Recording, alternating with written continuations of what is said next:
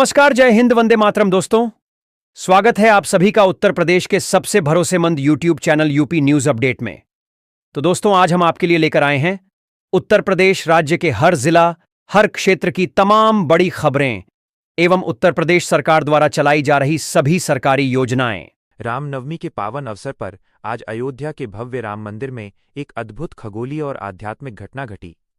दोपहर ठीक 12 बजे सूर्य की किरणों को दर्पण और लेंस के एक जटिल तंत्र के माध्यम से रामलला के मस्तक पर केंद्रित किया गया। लगभग 4 मिनट तक प्रभु का मस्तक सूर्य की रोशनी से जगमगाता रहा। इस सूर्य तिलक को देखने के लिए लाखों की संख्या में श्रद्धालु अयोध्या पहुंचे और करोड़ों लोगों ने टीवी पर इसका सीधा प्रसारण देखा। वैज्ञानिकों और मंदिर ट्रस्ट के तालमेल से संभव हुए इस दृश्य ने पूरी दुनिया को मंत्रमुग्ध कर दिया। अगली खबर है कि उत्तर प्रदेश की राजधानी लखनऊ सहित पूरे प्रदेश में ईंधन की कीमतों में बड़ी राहत मिलने वाली है। केंद्र सरकार ने वैश्विक बाजार में कच्चे तेल की कीमतों में स्थिरता और घरेलू महंगाई को नियंत्रित करने के लिए पेट्रोल पर एक्साइज ड्यूटी में 10 रुपये और डीजल पर भारी कटौती की घोषणा की है। राज्य सरकार ने भी वैट समायोजन के संकेत दिए हैं। इससे परिवहन लागत कम होगी, जिसका सीधा असर रोजमर्रा की वस्तुओं और सब्जियों की कीमतों पर पड़ेगा।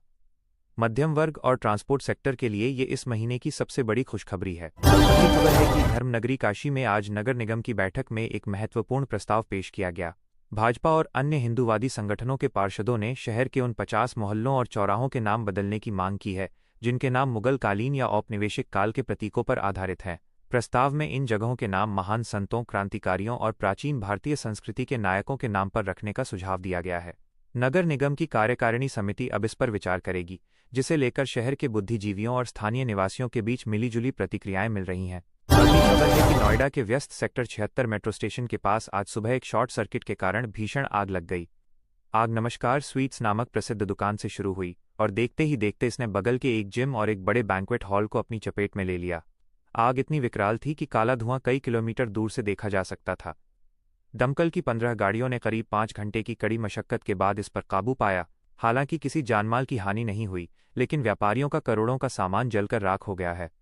अगली खबर है कि उत्तर प्रदेश के मौसम में अचानक आए बदलाव ने चिंता बढ़ा दी है।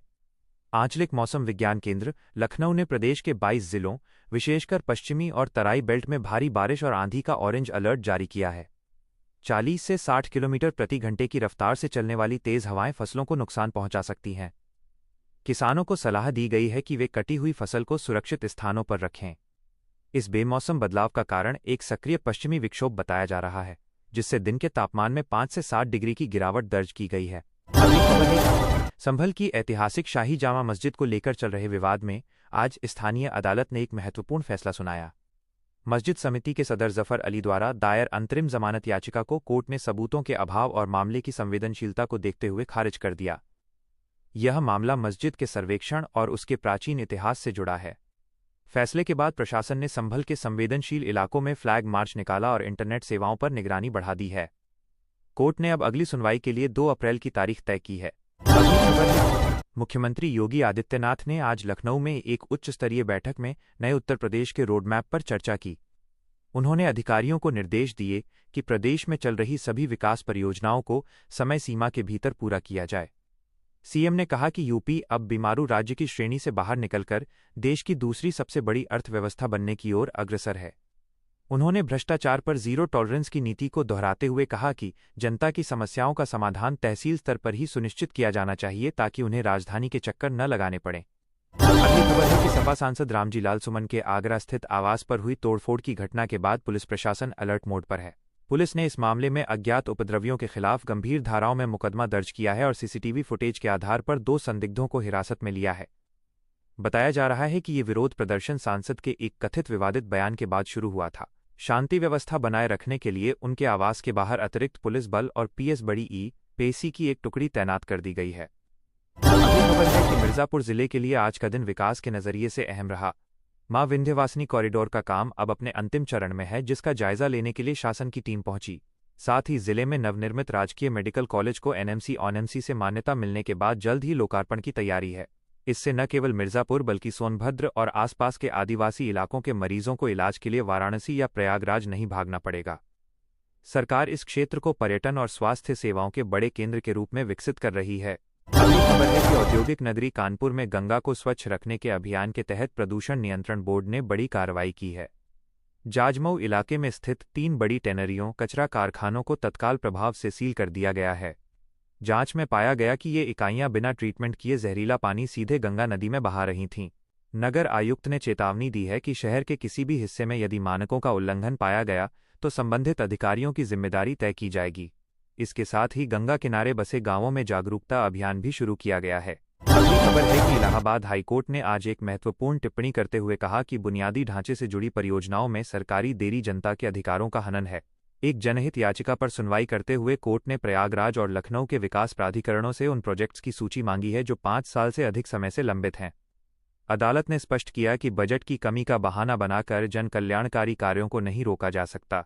इस आदेश के बाद प्रशासनिक महकमे में खलबली मच गई है और पुराने प्रोजेक्ट्स की फाइलें फिर से खुलने लगी हैं। अगली खबर है कि गोरखपुर स्थित हिंदुस्तान उर्वरक एवं रसायन लिमिटेड HURL के खाद कारखाने ने इस वित्तीय वर्ष में अपनी क्षमता से अधिक उत्पादन कर एक नया कीर्तिमान स्थापित किया है। आज जारी आंकड़ों के अनुसार कारखाने ने प्रतिदिन 3,850 मीट्रिक टन यूरिया का उत्पादन सुनिश्चित किया है। इससे न केवल पूर्वी उत्तर प्रदेश बल्कि बिहार और नेपाल सीमा से सटे इलाकों के किसानों को खाद की कमी का सामना नहीं करना पड़ेगा। आत्मनिर्भर भारत अभियान के तहत इस कारखाने की सफलता को कृषि क्षेत्र के लिए एक मील का पत्थर माना जा रहा है। अगली खबर है कि मेरठ में बन रही मेजर ध्यानचंद खेल विश्वविद्यालय के निर्माण कार्य में तेजी लाने के निर्देश दिए गए हैं। आज खेल विभाग के सचिव ने निर्माण स्थल का दौरा किया और बताया कि यहां ओलंपिक स्तर के सिंथेटिक ट्रैक, शूटिंग रेंज और एक अत्याधुनिक स्विमिंग पूल बनाया जा रहा है। विश्वविद्यालय का लक्ष्य ग्रामीण प्रतिभाओं को विश्व स्तरीय प्रशिक्षण प्रदान करना है। इसके पहले चरण का काम 80% पूरा हो चुका है। सरकार की योजना है कि अगले सत्र से यहां दाखिले की प्रक्रिया शुरू कर दी जाए ताकि पश्चिमी यूपी खेल हब बन सके। अगली खबर है कि मथुरा के श्रीकृष्ण जन्मस्थान और वृंदावन के मंदिरों में आज रामनवमी का उत्सव बड़े धूमधाम से मनाया गया। कान्हा की नगरी में भगवान राम के जन्मोत्सव पर विशेष अभिषेक और आरती का आयोजन हुआ। अनुमान के मुताबिक आज 5 लाख से अधिक श्रद्धालुओं ने यमुना में स्नान कर मंदिरों में दर्शन किए। भीड़ को नियंत्रित करने के लिए पूरे शहर को जोन और सेक्टर में बांटा गया था। ड्रोन कैमरों के जरिए चप्पे चप्पे पर नजर रखी गई। प्रशासन की मुस्तैदी के कारण दर्शन प्रक्रिया काफी सुगम रही। अगली खबर है कि गाजियाबाद नगर निगम ने बढ़ते वायु प्रदूषण और धूल की समस्या से निपटने के लिए आज से एक विशेष अभियान शुरू किया है। इसके तहत शहर की प्रमुख सड़कों पर रात के समय वाटर स्प्रिंकलिंग, पानी का छिड़काव और मैकेनिकल स्वीपिंग मशीनों का उपयोग किया जाएगा। औद्योगिक क्षेत्रों में पेड़ों पर जमी धूल साफ करने के लिए एंटी स्मॉग गन का प्रयोग बढ़ाने का निर्णय लिया गया है। पर्यावरण प्रेमियों ने इस कदम का स्वागत किया है क्योंकि गाजियाबाद अक्सर देश के सबसे प्रदूषित शहरों की सूची में ऊपर रहता है। अगली खबर है कि बुंदेलखंड को औद्योगिक पहचान दिलाने के लिए झांसी डिफेंस कॉरिडोर में 2 बड़े औद्योगिक घरानों ने निवेश के प्रस्ताव दिए हैं। उत्तर प्रदेश औद्योगिक विकास प्राधिकरण UPIDA ने इन कंपनियों को लगभग 100 एकड़ जमीन आवंटित करने की प्रक्रिया पूरी कर ली है। यहां हल्के लड़ाकू विमानों के कलपुर्जे और आधुनिक ड्रोन का निर्माण किया जाएगा। इस निवेश से स्थानीय स्तर पर लगभग 2000 प्रत्यक्ष और 5000 अप्रत्यक्ष रोजगार पैदा होने की संभावना है। बुंदेलखंड एक्सप्रेसवे के जुड़ने से यहां लॉजिस्टिक्स की सुविधा भी बेहतर हुई है।